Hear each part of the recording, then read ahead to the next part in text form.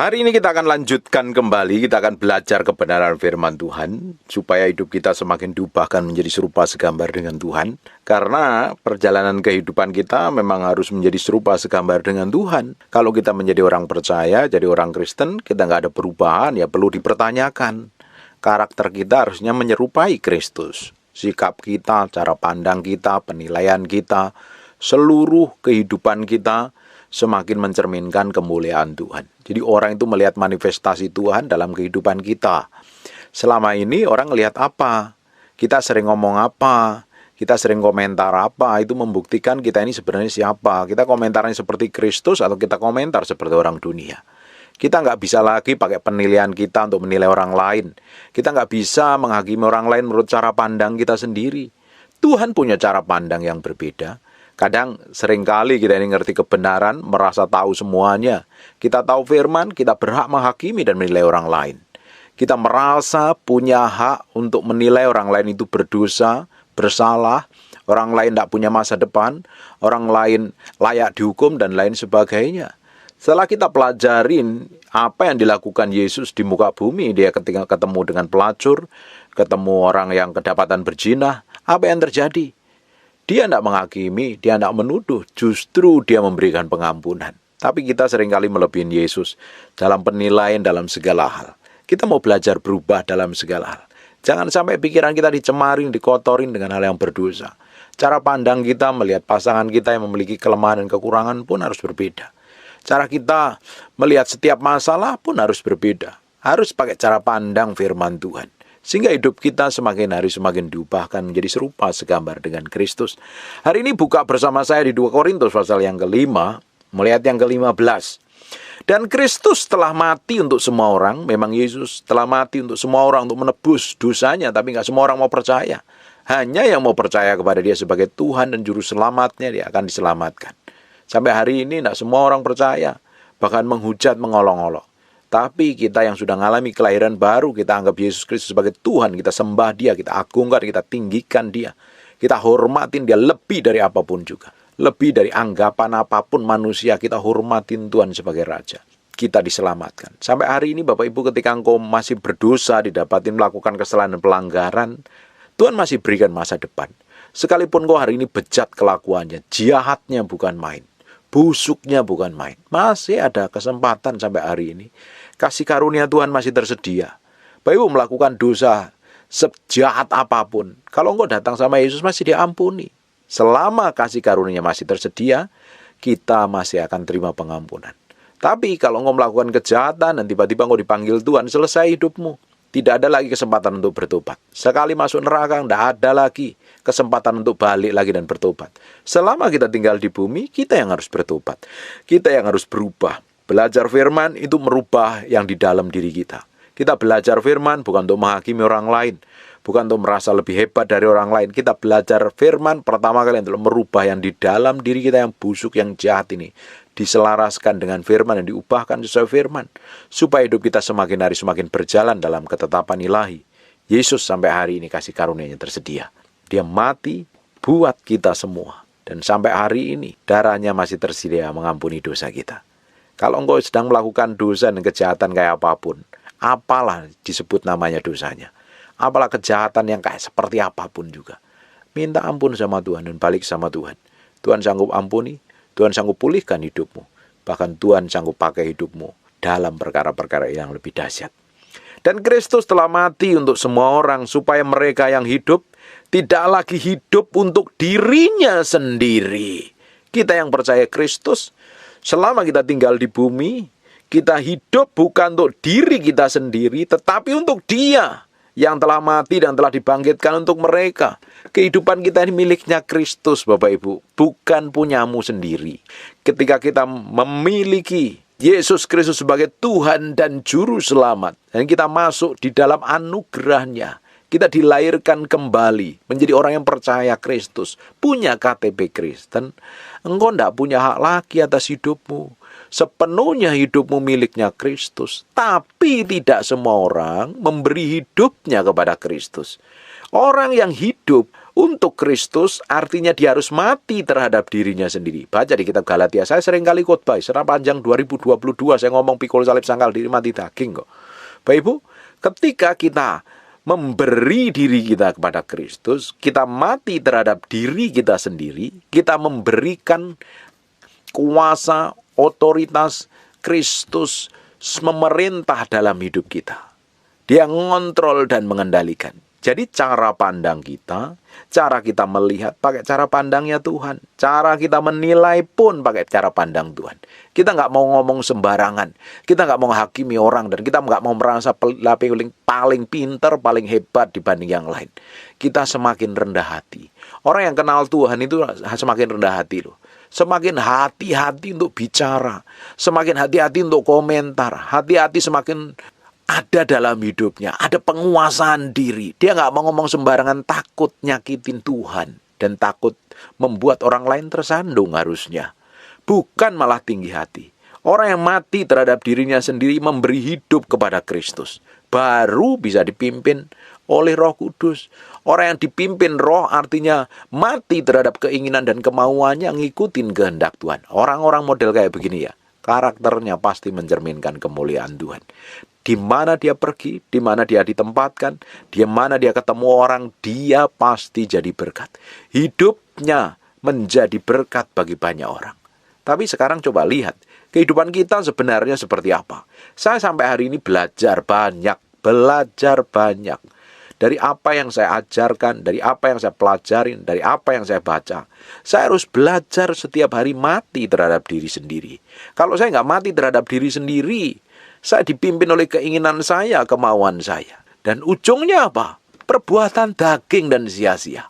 Kalau kita mau belajar menyenangkan hati Tuhan, kita mau belajar koreksi hati kita sendiri daripada ngoreksi orang lain. Kita mau belajar merubah yang di dalam kita yang tidak sesuai dengan perkenanan Tuhan. Kita mau ngejar perkenanan Tuhan. Kita mau nyenengin hati Tuhan. Hidup kita yang busuk, yang jahat, yang tidak berkenan ini kita matikan. Mati terhadap diri sendiri. Nanti motivasimu berbeda. Nanti tujuan hidupmu berbeda, cita-citamu berbeda, kemauanmu berbeda lah. Kau mati terhadap dirimu sendiri. Saya belajar banyak, saya udah ngomong berkali-kali ini. Saya mengalami kejadian yang hampir nyawa saya jadi taruhannya. Mungkin selesai. Dan itu merubah seluruh cara pandang saya dan seluruh kehidupan saya. Saya udah mau beri hidup saya sepenuhnya untuk Tuhan. Sepanjang Tuhan berikan umur panjang ini, saya beri sepenuhnya untuk Tuhan. Saya nggak mau lagi main-main. Buat apa? Toh ujungnya nanti saya akan bertanggung jawab di hadapan Tuhan. Ketika saya masih dipercayakan ngomong, saya masih bisa pelayanan, saya masih bisa melakukan ini itu, saya lakukan yang terbaik untuk Tuhan. Saya udah nggak pusing lagi dengan diri saya, dengan apa yang terjadi nanti di masa depan. Saya serahin aja sama Tuhan. Saya tahu kok masa depan saya ada di dalam Tuhan. Saya juga ngomong dengan istri saya, berkali-kali saya sering sampaikan setiap pengajaran saya, bahwa sisa hidup kami berdua kita mau berikan sama Tuhan saja. Benar-benar. Kami udah gak pingin apa-apa. Kami hanya ingin nyenengin hati Tuhan. Dan itu pun belum bisa nyenengin hati Tuhan sampai hari ini. Ternyata masih banyak kedagingan. Masih banyak hal yang gak benar yang perlu dimatikan. Kadang susah dimatikannya, perlu diremukkan. Nah ini yang harus kita alami.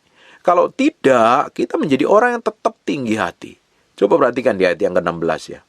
Sebab itu kami tidak menilai seorang juga pun menurut ukuran manusia. Orang yang mati terhadap dirinya sendiri, dia nggak bisa menilai orang lain menurut cara pandangnya. Karena seringkali penilaian kita terhadap orang lain seringkali salah loh. Bapak Ibu, kemarin yang kita pelajari tentang apa yang dialami oleh Saulus ketika dia bertobat. Bahkan Ananias yang dengar suara Tuhan pun ketika disuruh mendoakan Saulus yang matanya buta, bahkan dia punya penilaian menurut cara pandangnya sendiri. Bahwa Saulus itu orang yang kejam, yang jahat, yang sering membunuh dan menganiaya anak-anak Tuhan. Lo ngapain Tuhan aku suruh doakan? Nah, seringkali kita pakai cara pandang seperti itu. Tetapi Tuhan punya cara pandang yang berbeda ketika melihat Saulus yang seperti itu. Ketika Saulus bertobat, dia menjadi orang yang radikal. Dia menjadi orang yang sungguh-sungguh. Dia orang yang menjadi orang yang komitmen. Dan ternyata dia dipakai Tuhan untuk menggantikan Yudas yang telah berkhianat.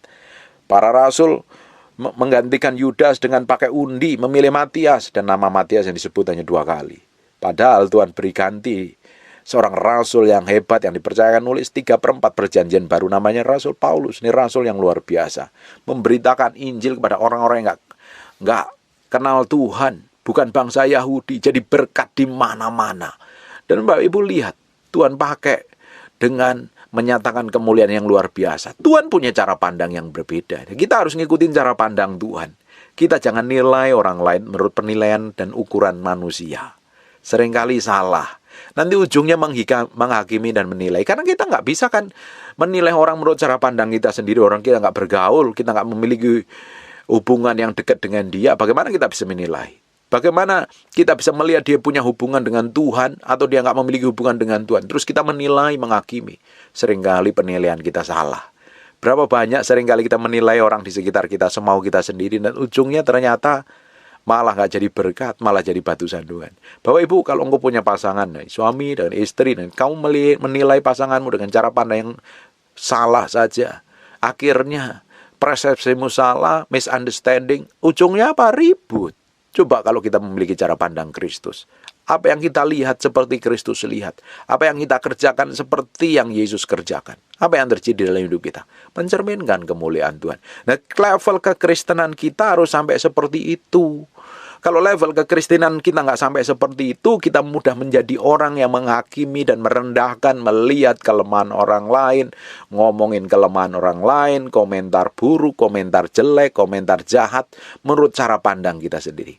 Karena setiap orang punya cara pandang masing-masing yang dianggapnya benar, tetapi belum tentu sesuai dengan cara pandang Tuhan. Berapa banyak kita sendiri seringkali menilai orang lain menurut cara pandang kita sendiri, ternyata salah. Tidak seperti yang kita kira. Seringkali kan kita hanya sekedar menduga-duga, berprasangka, hanya sekilas di luaran saja. Tapi kita belum kenal secara pribadi, tidak bergaul dengan dia secara pribadi, tapi kita mudah sekali menghakimi. Toh kalau ada orang punya kesalahan, ada punya kelemahan, punya pelanggaran, punya dosa atau punya kejahatan, terus kita nilai apakah orang itu bertobat? Toh juga tidak membuat orang itu bertobat. Saya tuh pernah duduk satu meja makan dengan para pengusaha, dan salah satunya orang dari Surabaya. Dan setelah saya duduk di meja, saya langsung dikuliain, dikotbahin, dituduh, difitnah, padahal dia tidak kenal saya. Setelah berjam-jam saya belajar mendengarkan apa yang orang ini ngomong, maksudnya apa. Saya tanya, kamu tuh sebenarnya siapa? Kenapa kok kamu menuduh seperti ini? Ternyata dia punya kepahitan karena pernah dilukai dan disakitin. Seringkali kan kita ini menuduh orang lain semau kita sendiri. Saya diam saja ketika saya diperlakukan seperti itu, toh nggak ada untungnya juga. Saya ngomong sama orang tersebut dengan ngomong baik-baik. Saya bilang, kita itu bisa nilai orang lain semau kita sendiri, atau kita punya pemahaman yang berbeda, prinsip yang berbeda, cara pandang yang berbeda.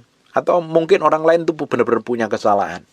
Terus kita omongin, kita gosipin, kita ceritakan, kita tuduh fitnah. Apakah orang itu bertobat? Belum tentu bertobat, bisa saja jadi kepahitan.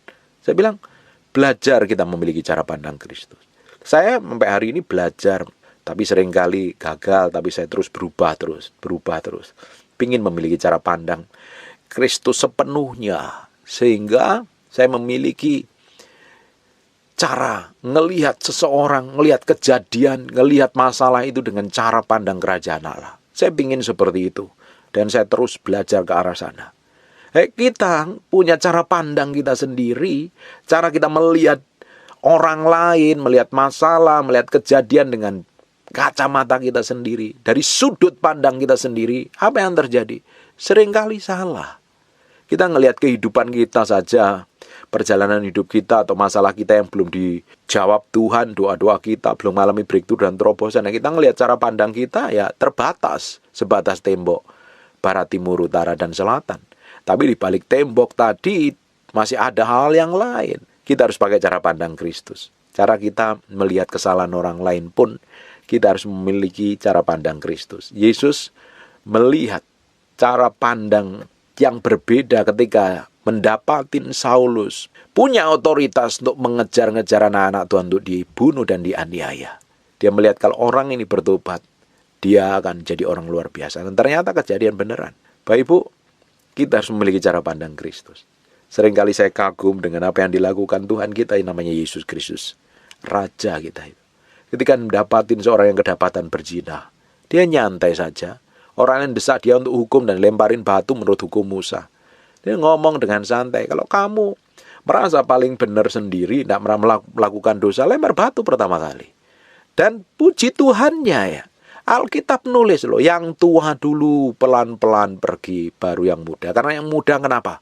Masih merasa benar, perjalanannya hidup belum panjang, pengalamannya belum panjang, mungkin dosanya belum panjang. Yang tua-tua udah mungkin banyak bikin kesalahan, dia baru sadar.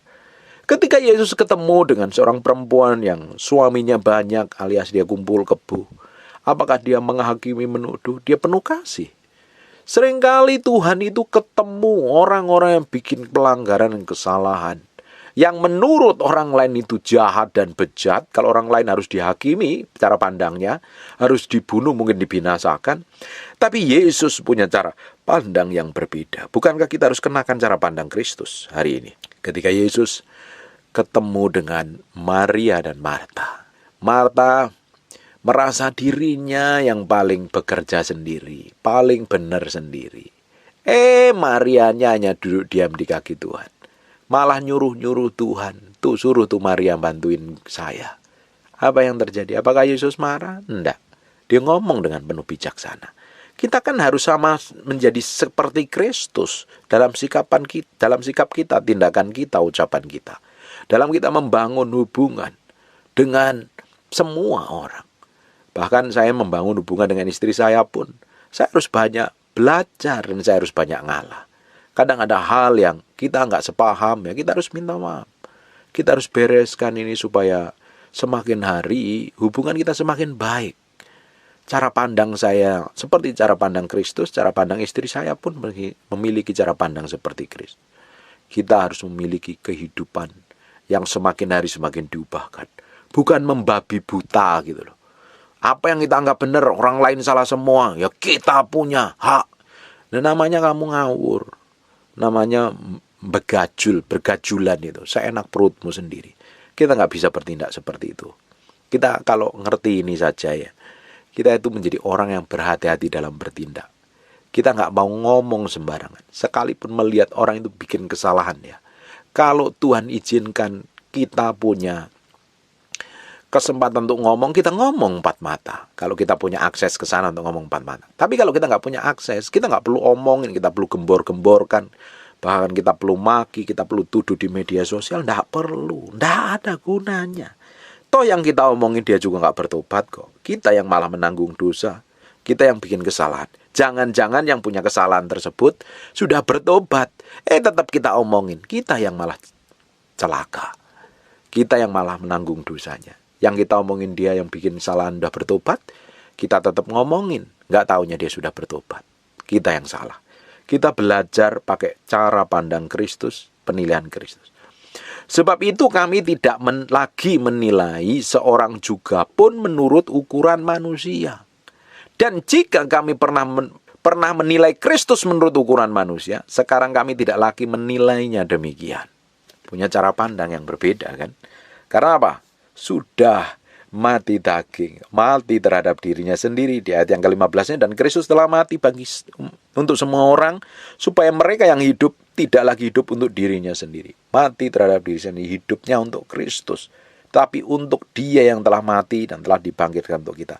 Bapak Ibu, apakah Tuhan itu ciptakan kita hanya sekedar kita melakukan aktivitas, kita kerja, kita banyak mungkin melayani pekerjaan Tuhan, cari duit banyak, apa sekedar itu? Atau kita hanya melangsungkan keturunan dengan menikah, melahirkan keturunan, kita melahirkan keturunan lagi. Apakah hidup kita seperti itu? Atau Tuhan punya tujuan yang lain? Harusnya kan kita meski tahu bahwa Tuhan punya tujuan lain. Tujuannya apa? Untuk hidup kita menjadi berkat, mencerminkan kemuliaan Dia.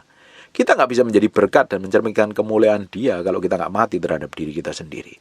Karena kita penuh ego, penuh hawa nafsu, penuh amarah, penuh dengan hal-hal yang buruk lah.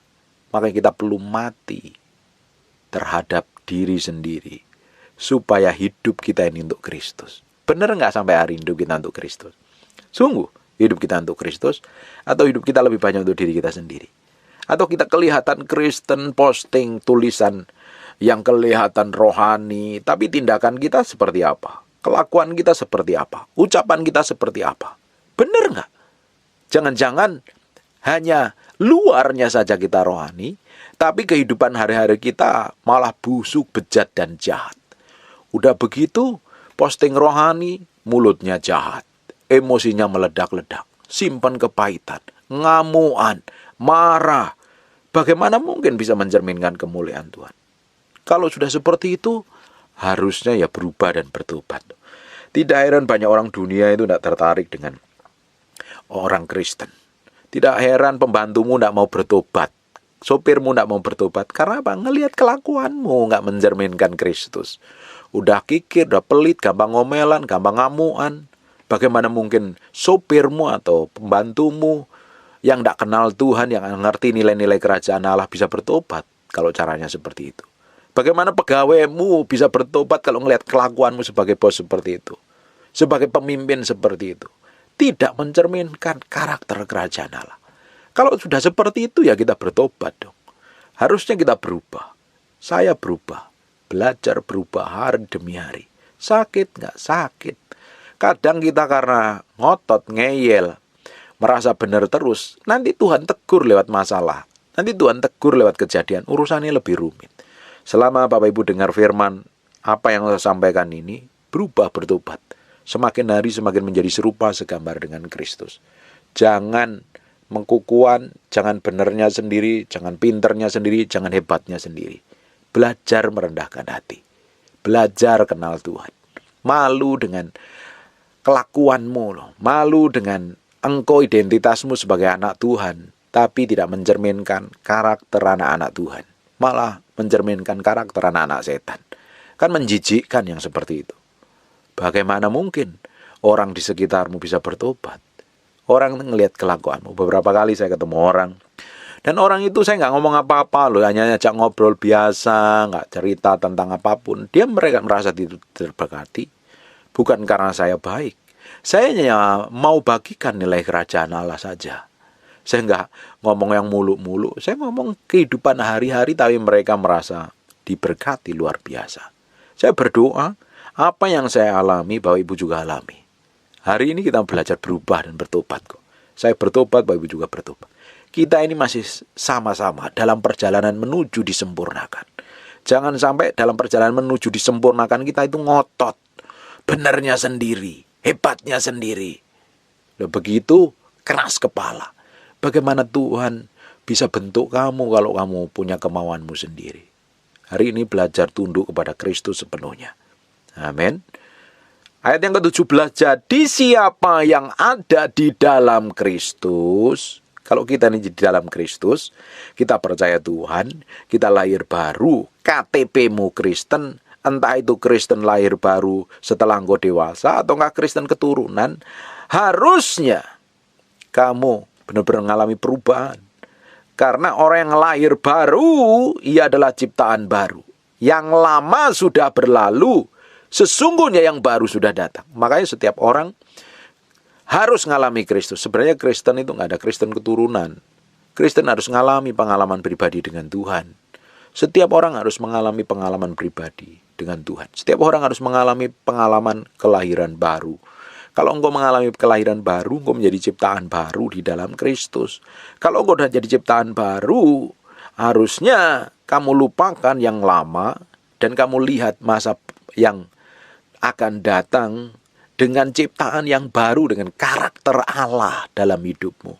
Jangan sudah jadi orang Kristen tapi karakternya karakter manusia lama. Jadi orang yang rajin ibadah di gereja, kelakuannya nggak jauh beda dengan orang yang penjinah, orang pembunuh, penjahat, penipu, dan lain sebagainya. Malah kadang ada yang lebih jahat mulutnya. Jangan kita menjadi sama dengan orang-orang yang tidak kenal Tuhan. Karena kita menjadi ciptaan yang baru yang dilahirkan kembali, kita miliknya Kristus, kita buang masa lalu kita. Kebanggaan kita akan semua kejelekan dan kebusukan itu kita buang. Dan kita fokus melangkah berjalan sama Tuhan. Hidupmu akan mengalami breakthrough dan trouble. Hidup akan mengalami berkat Tuhan. Engkau akan menikmati semua kebaikan dan kebajikan Tuhan. Saya berdoa, ada orang-orang yang hidupnya sudah babak belur, bertahun-tahun hanya kerjaannya ribut, gegeran, berantem dengan suami, dengan orang lain, dengan bos, dengan pemimpinnya, dengan gembalanya. Hari ini belajar merendahkan hati di hadapan Tuhan. Jangan kamu merasa benernya sendiri terus. Kendalikan lidah bibirmu itu loh. Kontrol lidah bibirmu. Jangan ngomong nuduh orang lain salah semua. Koreksi hatimu dan bertobat. Izinkan Roh Kudus mengkoreksi sampai kedalaman batinmu. Apalagi orang-orang yang sudah terlibat pelayanan. Kalau engkau merasa benar terus, merasa hebat terus, tinggi hati dan sombong, tidak mencerminkan kemuliaan Tuhan. Orang yang kenal Tuhan, orang yang mengalami Tuhan, orang itu memiliki karakter ilahi. Dari sikap tindakannya mencerminkan kemuliaan Tuhan. Semakin rendah hati, semakin bisa menguasai diri. Semakin hidupnya mencerminkan kemuliaan Tuhan. Amin. Hari ini firman-Nya agak berat memang, dan kita harus berubah. Kalau dengerin firman hanya motivasi hidupmu toh, ayo begini, ayo begitu, dikasih 3 poin supaya doamu dijawab, itu gak mengubahkan hidupmu. Kita belajar firman itu harus belajar merubah sampai kedalaman batin kita. Ya memang kadang penting sih firman-firman yang ringan dan enteng. Tapi saya gak mau sampaikan seperti itu. Saya sampaikan sesuatu yang bisa mengubah hidupmu dan membuat hidupmu semakin didapatin berkenan di hadapan Tuhan. Amin.